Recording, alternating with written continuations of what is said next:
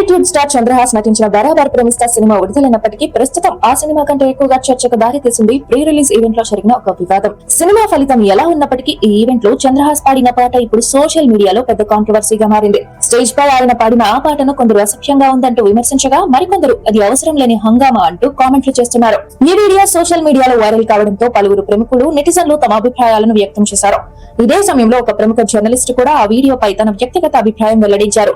అయితే ఆ వ్యాఖ్యలపై చంద్రహాస్ తీవ్రంగా స్పందిస్తూ అమర్యాదకరంగా మాట్లాడిన వీడియో విడుదల చేయడం మరోసారి వివాదంగా మారింది. దీంతో ఈ వ్యవహారం మరింత ముదిరింది. చివరికి ఆ జర్నలిస్ట్ మాదాపూర్ పోలీస్ స్టేషన్ లో చంద్రహాస్ పై ఫిర్యాదు చేయడం వరకు వెళ్లింది. ఈ పరిణామం టాలీవుడ్ వర్గాల్లో కూడా చర్చనీయాంశమైంది. ఇప్పటికే సోషల్ మీడియాలో ఈ విషయం హాట్ టాపిక్ గా మారగా, తాజాగా కాంగ్రెస్ మహిళా నేత సంధ్యారెడ్డి కూడా ఈ ఎపిసోడ్ పై స్పందించారు. గతంలో నటుడు శివాజీ, యాంకర్ అనసూయ మధ్య హీరోయిన్ల వస్త్రధారణపై జరిగిన వివాదంలో కూడా ఆమె బలంగా స్పందించి వార్తల్లో నిలిచారు. అప్పట్లో శివాజీ వ్యాఖ్యలను కొంతవరకు సమర్థిస్తూ, అనసూయ చేసిన వ్యాఖ్యలను తీవ్రంగా తప్పుబట్టారు. టీవీ డిబేట్లలో పాల్గొంటూ తనదైన శైలిలో మాట్లాడి సోషల్ మీడియాలో మంచి గుర్తింపు పొందారు. ఆ వివాదంతో సంధ్యారెడ్డి పేరు ఒక్కసారిగా వైరల్ అయ్యింది. ఇప్పుడు చంద్రహాస్ వివాదంపై మాట్లాడిన సంధ్యారెడ్డి ముందుగా ఈటీవీ ప్రభాకర్ గురించి ప్రస్తావించారు.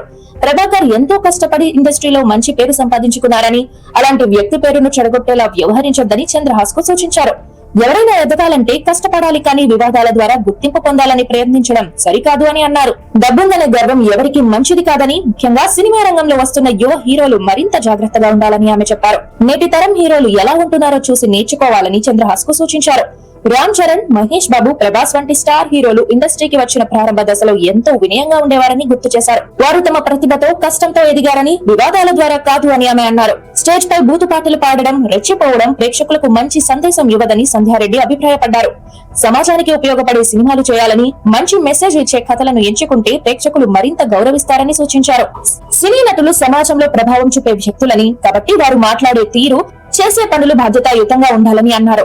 జర్నలిస్టులపై కేసులు పెడతామంటూ బెదిరించడం సరైంది కాదు అని ఆమె వ్యాఖ్యానించారు. ఇలా చేస్తే ఇతరులకు కాదు, చివరికి చంద్రహాస్ కి నష్టం జరుగుతుంది అని హెచ్చరించారు. మీడియాతో అనవసరంగా గొడవ పడటం కంటే విమర్శలకు అంగీకరించి ముందుకు సాగడం మంచిది అని సూచించారు. సినీ రంగంలో కొనసాగాలంటే సహనం, వినయం చాలా అవసరమని చెప్పారు.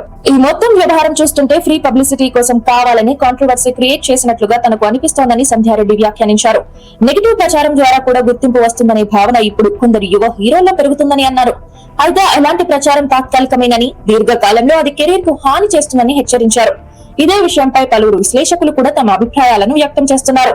సోషల్ మీడియా యుగంలో ఏ చిన్న విషయమైనా పెద్దదిగా మారుతుందని, కాబట్టి సెలబ్రిటీలు మరింత జాగ్రత్తగా ఉండాలని సూచిస్తున్నారు.